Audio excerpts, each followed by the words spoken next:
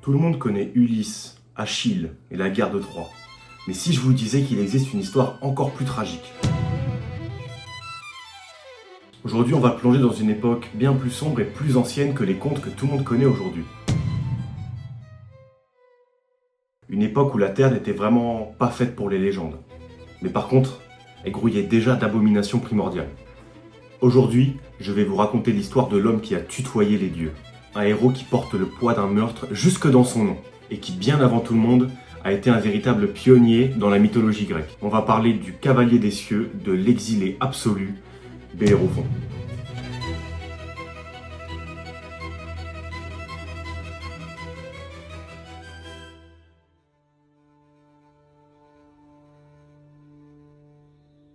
Mais avant de parler de monstres et d'histoire et de mythologie, il faut bien comprendre d'où vient ce personnage. Dans la mythologie, c'est effectivement souvent le sang qui dicte le destin. Comme vous vous en doutez, Bellérophon n'a pas été épargné.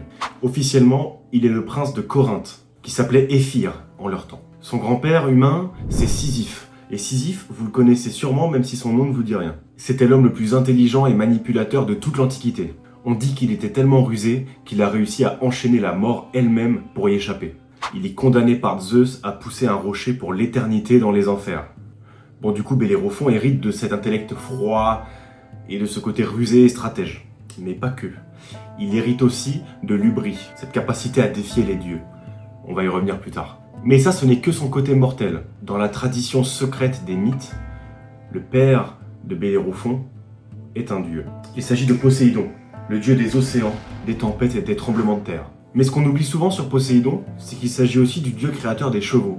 Gardez bien ça en tête, ça nous servira plus tard. Bellérophon est donc, selon les mythes, un demi-dieu. Et c'est cette information qui scellera son destin pour plus tard. Vous avez remarqué que j'ai parlé de tradition secrète des mythes, car c'est bien souvent que les mères des héros cachent la provenance divine de leur enfant pour éviter de troubler le calme du royaume et peut-être énerver le roi. Dans les faits, ça permet surtout aux auteurs de justifier la valeur et l'honneur de leurs héros. Revenons à Bellérophon. À sa naissance, il ne s'appelait pas comme ça. Il s'appelait Hipponos. Et du coup, comment ça s'est passé? Comment Hipponos est devenu Bellérophon? Est-ce qu'il a rempli un formulaire de mairie? Non. Je vous le dis direct, non. Dans sa jeunesse, Hipponos commet l'irréparable. Selon certains mythes, il tue le tyran d'une cité qui s'appelle Belléros. Selon certains, plus tragique, il tuerait même son propre frère, Déliadès, lors d'un accident de chasse ou d'une dispute. Dès l'instant où le meurtre est commis et que le corps touche le sol, Hipponos est frappé par la malédiction. Une malédiction que l'on appelle le miasma, ou le miasme. Pour ceux qui ont joué à Zelda Tears of the Kingdom, le miasme vous parle sûrement. Il s'agit d'une souillure, d'une pourriture. Elle s'accroche à vous spirituellement et physiquement, et elle se développe comme un aura autour de vous. Ça signifie que si Bellérophon reste dans sa cité, les dieux frapperont de la malédiction sa cité. Les récoltes pourrissent, les maladies frappent, le commerce se dégringole. Bon, Bellérophon devient un paria et il est toxique pour son propre peuple. Quelle est donc la solution? Bellérophon doit donc s'exiler.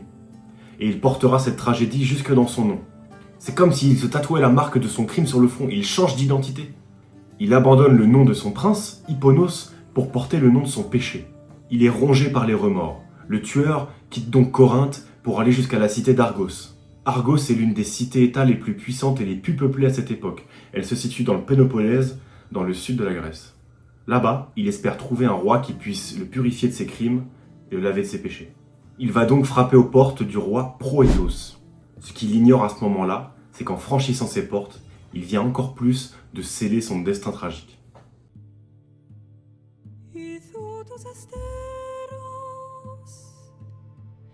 Quand Bellérophon arrive aux portes d'Argos, Proétos l'accueille, mais il ne le fait pas par bonté d'âme. En tant que souverain, Proétos est strictement soumis à la loi de Zeus Xenia. Il est donc le protecteur absolu des suppliants et le garant de l'hospitalité sacrée. Pour ceux qui ont vu le film de l'Odyssée réalisé par Christopher Nolan, cette notion de la loi de Zeus vous parle sûrement. Il s'agit de l'une des lois pour laquelle Ulysse, quand il revient caché, est accueilli en sa cité, alors qu'il n'est qu'un simple mendiant. Comme fermer les portes de sa cité lui reviendrait à s'attirer les foudres de Zeus, il décide donc de laver les péchés de Bellérophon et de faire les rituels sacrés en sa cité. Débarrassé du miasme, Bellérophon retrouve donc une place en société. Grâce à cette loi divine, Bellérophon retrouve à manger, un foyer et du respect. Mais le repos pour Bellérophon va être de courte durée. Mais la menace, cette fois, ne va pas être divine, elle va plutôt venir de la cour, avec Sténébé. Sténébé n'est pas n'importe quelle femme, c'est la reine d'Argos, habituée à toujours avoir ce qu'elle veut et ce qu'elle désire. Alors quand elle voit arriver Bellérophon, un jeune prince guerrier, ténébreux, au passé tragique, elle se lie d'une passion maladive pour lui. Elle le traque, elle le cherche, et elle va jusqu'à faire des avances. En fait, elle veut que ça devienne son amant. Bellérophon refuse catégoriquement, mais ce n'est pas par lâcheté. Mais c'est parce que Bellérophon a ce qu'appellent les Grecs la sophrosine, une maîtrise de soi absolue et une moralité incorruptible. Et oui, comprenez bien, le roi Porethos lui a sauvé la vie, il l'a lavé de ses péchés au moment où il était le plus bas. Le trahir en sortant avec sa femme reviendrait à tout gâcher. Surtout que ce serait également briser la loi divine de Zeus. Il a été accueilli sous la protection du divin et il ne peut le bafouer comme ça. Et donc c'est avec une froideur inégalable qu'il a réussi à repousser Sténébé. Vous vous doutez bien que ça va pas bien se passer pour lui. Car peut-être qu'un ego royal brisé égale la colère des dieux. Bah oui, Sténébé est humiliée, alors elle va décider de le détruire. Ce qu'elle va faire, c'est qu'elle va se dissimuler, arracher ses propres vêtements et courir vers son roi en affirmant que Bellérophon a tenté de la violer. Porethos est fou de rage. En fait, il veut exécuter Bellérophon tout de suite. Mais souvenez-vous, il est soumis à la loi de Zeus. Si jamais Porethos assassine Bellérophon, c'est sa cité tout entière qui serait sous le joug de Zeus. Et là, il est coincé. Il est coincé entre sa vengeance et la loi divine des dieux. Loi divine des dieux. Loi divine des dieux, loi divine des dieux... Bon, en fait, il va être un peu lâche. Il va convier Bellérophon et le soumettre à une mission très très importante. Il va lui demander de voyager jusqu'en Lycie. Bon, c'est le sud-ouest de la Turquie actuellement, ça fait 700 bornes. Bon, qu'il fait pas. Il va lui demander de remettre une tablette sacrée à son beau-père, Iobates. Ok. En fait, il fait le facteur pour lui, quoi. Pour la petite histoire, c'est un peu fascinant parce que c'est la première fois que dans un mythe grec, on a une trace d'un objet écrit. Ça s'appelle les signes funestes selon Homère. Et c'est la première fois. Bon, revenons à notre héros tragique qui fait des missions de malade dans toute la Grèce. Il accepte évidemment, parce qu'il est loyal. Mais c'est surtout qu'il ignore la situation. Ce qu'il ne sait pas, c'est qu'il est écrit sur la tablette « Tu es le porteur de ce message car il a essayé de violer ma femme ». Bon, vous imaginez bien que le voyage est épuisant, mais Bellérophon arrive bel et bien dans la cour de Iobates. Et comprenez bien l'ironie du sort. Bellérophon arrive dans une nouvelle cité. Que fait Iobates? Il respecte le Xenia. Alors avant même de lui demander qui il est et ce qu'il vient faire, il l'invite à un banquet, à des fêtes, et vous savez combien de temps ça dure? 9 jours. Du coup, le 10e jour, Iobates il se pose des questions. Bah oui, il est venu avec un message à la base. Imaginez bien quand Iobates, après 9 jours de teuf, ouvre le message et comprend, de par son gendre, qu'il faut assassiner cette personne car il a voulu violer sa fille. Là, il devient fou. Mais qu'est-ce qu'il fait s'il le tue? Alors qu'il est protégé par le Xenia. Et bah sa cité va être plongée dans le désespoir, dans le malheur et dans la malédiction. En fait, le schéma se répète.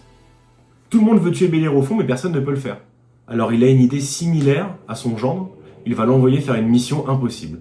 Une mission qui semble vraiment impossible.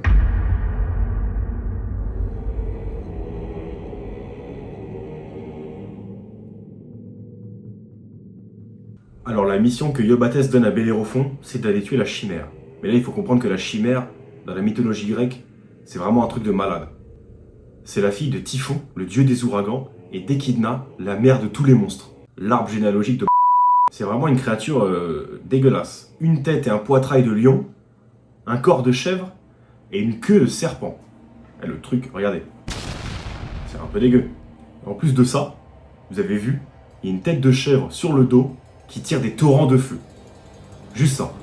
Imaginez si en Grèce il y avait le whisky. Bon en fait, toutes les armées et toutes les personnes qui ont essayé de combattre la chimère, ils sont jamais revenus. C'est pour ça qu'elle est là en fait. Mais il y a déjà eu des tentatives. Bon, il comprend bien que là c'est un peu la merde et qu'il va lui falloir une stratégie assez solide en fait pour réussir à combattre la chimère. Déjà s'il est au sol, c'est mort.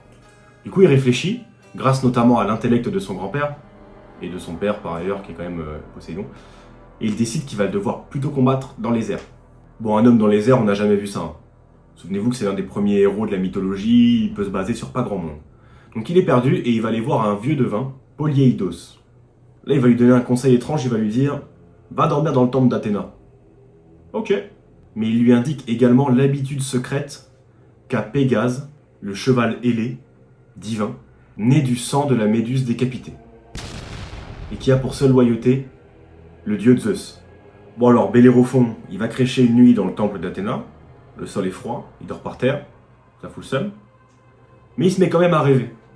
Et Athéna, dans son rêve, elle va lui apporter quelque chose. Pas une épée, pas un bouclier, pas un truc un peu stylé. Elle lui offre une bride. Ou un mort, selon les textes, mais doré. Et quand Bellérophon il se réveille en sursaut, il se rend compte que l'objet il est bien avec lui. Sauf que Polyédos lui a dit que Pégase a l'habitude de se rendre dans la source de Pyrène.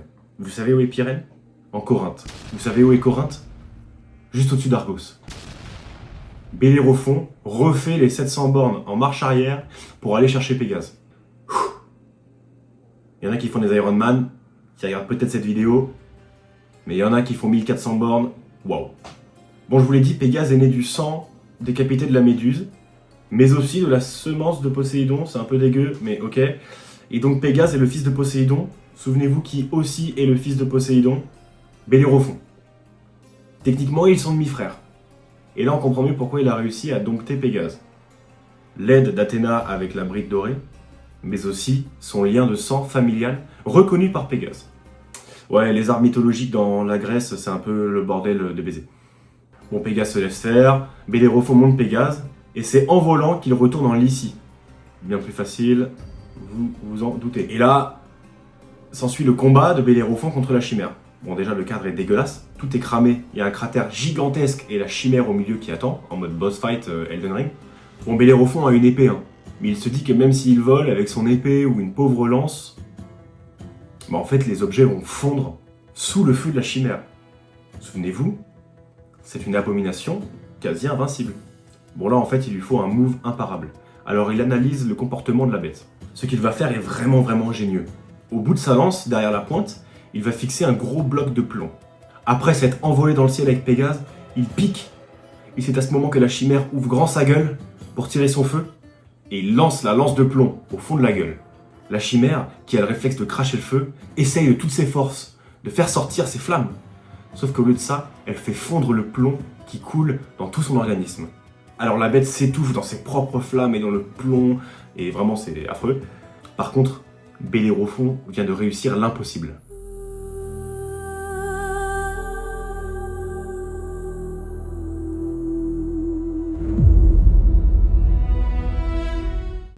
Bellérophon retourne voir Iobates. Bon, n'importe quel roi se serait arrêté ici.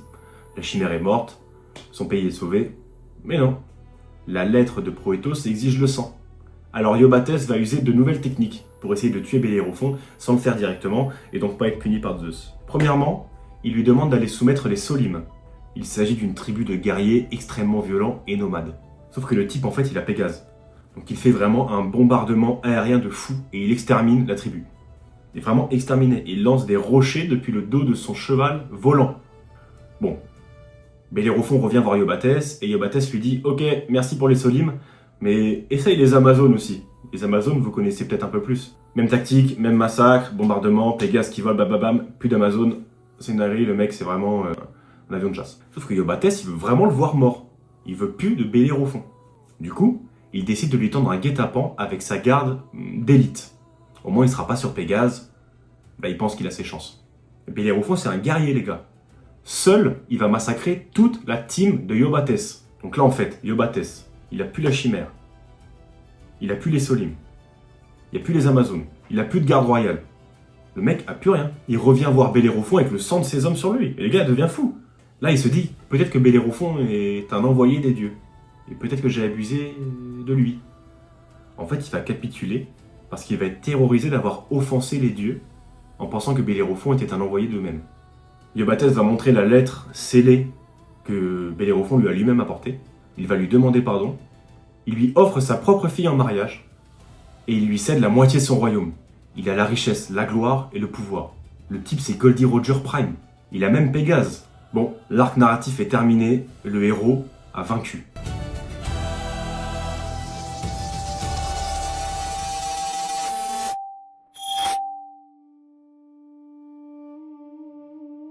Vous croyez que l'histoire se finit comme ça? Dans la mentalité grecque, il y a bien une règle qui surpasse toutes les autres. Hubris. Et oui, souvenez-vous, cette notion héritée de son grand-père Sisyphe, la démesure. Jamais, sous aucun prétexte, un mortel ne doit se croire l'égal des dieux. Et oui, Bellérophon est rongé par son sang divin et par ses victoires impossibles. Et avec ça, il commence à regarder le ciel. Il commence à se dire que la terre des hommes avec un grand H est trop petite pour lui. Alors il chevauche Pégase, il tire ses rênes dorées, données par Athéna. Les nuages ne lui suffisent pas. Il veut forcer les portes de l'Olympe et s'asseoir à côté des dieux. Zeus, du haut de son trône, observe cette arrogance. Franchement, il aurait pu le foudroyer avec un éclair.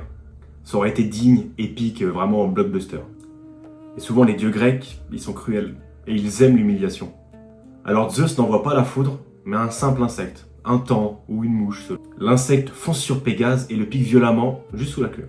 Bon, vous imaginez bien, la douleur est fulgurante, Pégase se cabre, Bellérophon est choqué et il chute. Et cette chute, justement, elle est interminable. Mais Zeus ne le laisse pas mourir. Bellérophon s'écrase sur la terre ferme, directement dans un buisson de ronces et d'épines.